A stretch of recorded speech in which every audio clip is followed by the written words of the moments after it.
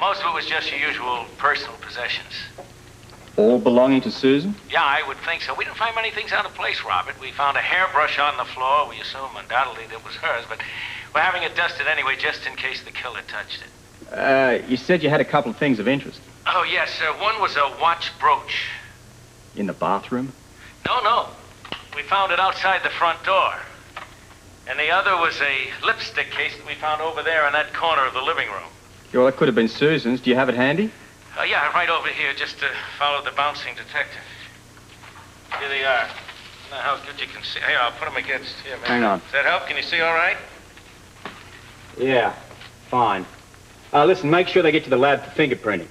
Yeah, we're going to have trouble with here. Lipstick case, it's a silver filigree. Could be a blessing in disguise. That's obviously a rare type of case. Listen, have one of your guys hawk it around to stores, shops, and antique dealers. Okay, I'll have somebody on it right away. Listen, Bert, while you're at it, the bathtub, I want you to check how long it will take to fill, how long it took to overflow, Robert. water in the carpet, water in the ceiling. Yeah. Robert, it's already been done. Ballistics report? Yeah, well, I'll get that later this afternoon. We're going to have trouble tracing that gun because it's so old. No serial number? No, it's worn off. Look, I told ballistics in the lab as soon as they find out anything to get in touch with you. Okay. Listen, talk to me at headquarters. I'll be interrogating witnesses there all day. Well, then I'll meet you over there. All right, listen, Bert, you stay on top of this ballistics report. It's going to be terribly important. Almost as important as who fired that gun. I suppose it's the not knowing. It's the waiting. Yeah, it's this damn coffee. I don't know what Stella's doing wrong, but it seems to get worse every day. Look, we've told the police everything we know. At least I have. What are you inferring, that I haven't? Well, I don't know, Alan. I wasn't there when you talked to them. I have no idea what you said. I said the truth. You think I'm stupid enough to lie to the police? Oh, come off it. I doubt seriously if any one of us told the complete truth. Well, it's that damn gun. Should have been locked up or thrown away. The way things are going, we could all end up being implicated. The gun isn't the issue. It's who fired it. Well, I wouldn't know. I thought we said we were not going to discuss this. It's not the point. It's obviously on all of our minds. Good Lord, I've never seen so many accusing looks in all my life. All right, stop it. We're not getting anywhere this way. We're just pulling each other apart. You're absolutely right, Edward. This coffee is dreadful. How's Mother? Yeah, as well as can be expected. Grant looked in on her before he went to the hospital. I hope he gave her a sedative. Yeah, great big pink pills. She should sleep all day long. Oh, I envy her. I'd love to sleep all day long. We must make sure to go on behaving normally. Alan is right. We must not show any weakness. The second we display any sign of guilt, we are through. Well, you have to feel guilty before you can show it. I'll tell you what, if wishing a person dead could kill them, the three of us would have more than enough to feel guilty about. Nobody said anything about killing. And I think it's very tasteless to joke about it. I'm not joking. The Quartermain gun killed Susan Baldwin. That's a fact. None of us can go to the police. Well, of course not. Fine. No, of course not. But when the police come to us, we can't exactly deny this. Oh, well, we can certainly deny knowing who used it. Especially with the fact that we don't know. Well, exactly. So we have to stand together.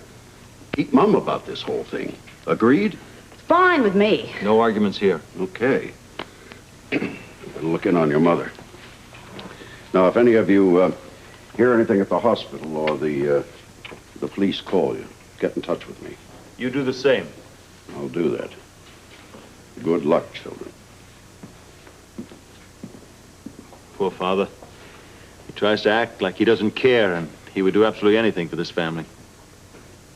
Now, I'm curious. When you say anything, do you mean a murder or covering for a murder? Could be either, couldn't it?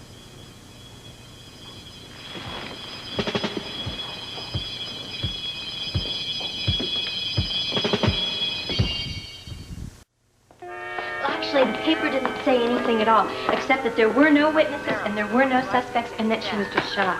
It's a terrible tragedy, Amy, but I think what we better do now is stop talking about it and get back to work. Yeah, but aren't you even curious? I mean, Susan really did have a lot of enemies. And Jess, if you stop to think about it... If I stopped to think about it, I realized it was none of my business. I think you better do something about these flag pages. Now? Now. Checking in, Jess. Oh, all right, Bert. I'm about 20 minutes late, Doctor. Thanks for reminding me. I had to examine Lila before leaving the house. Oh? She wasn't feeling well this morning? Nothing serious. A little on edge, I think. They're probably all on edge, huh? I mean, the Quartermains. Something's bothering them. Something's bothering them. They're right in the middle of this whole murder thing. Susan was your patient, wasn't she, Grant? Yeah, she was doing well, too, but I don't see why her murder would upset the Quartermains. You don't? I know they were acquaintances. Acquaintances? Alan and Susan were more than just acquaintances. Susan was Alan's mistress. I mean, she's the mother of his illegitimate son. Amy. Well, he was asking. I just told him there's nothing wrong with that. I had no idea.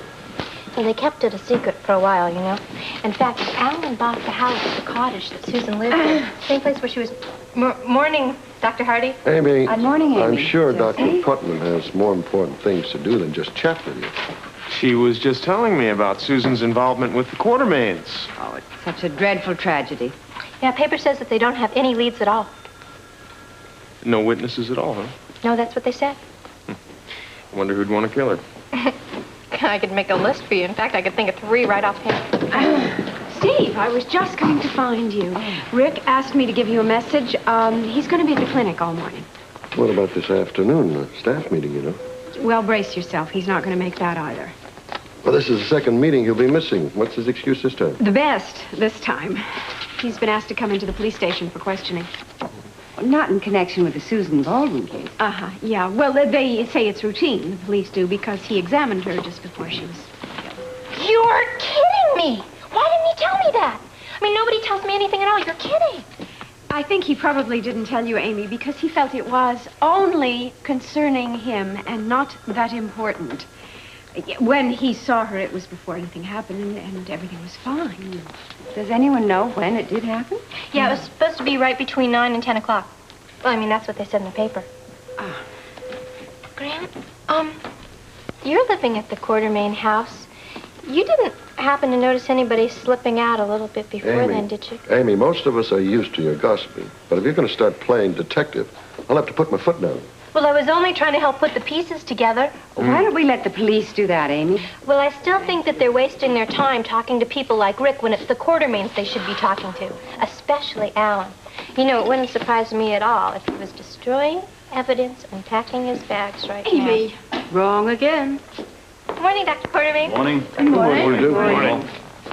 Would you like to sign in? Unless, of course, the procedure has changed, may I? Staff meeting at 2, doctors. We'll be there. Yes, sir. Going up to 7, Steve, I've got a patient I'd like you to see. All right. Oh, yes, I'd like to see one of my student nurses on 7. It's her first day on the floor. I don't have a class for now. I'll be on rounds.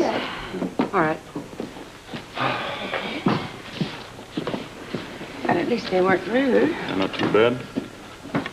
Thank you, Jesse. Welcome. Is there anything I could do for you, Amy? No. Good. In fact, Jesse, I'm going to go take care of the medications, and I'll be back in about 5 minutes. Fine. Gracious me, even Amy with nothing to say. That should tell us something. Oh, good morning, Monica. Oh, Morning, Gail. hello, Gail. Morning. I'm just so sorry about what happened last night.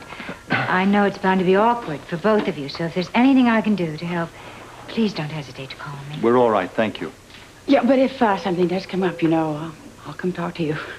All right, you know where I am. Jesse, I'll be on 6 for the rest of the day. All right. Monica, What? no talking. Oh, Helen, I Just remember what my father said. If the Quartermains are going to stay out of trouble, we can't speak to anybody about anything, okay? Fine. Wait a minute. That goes for you, too.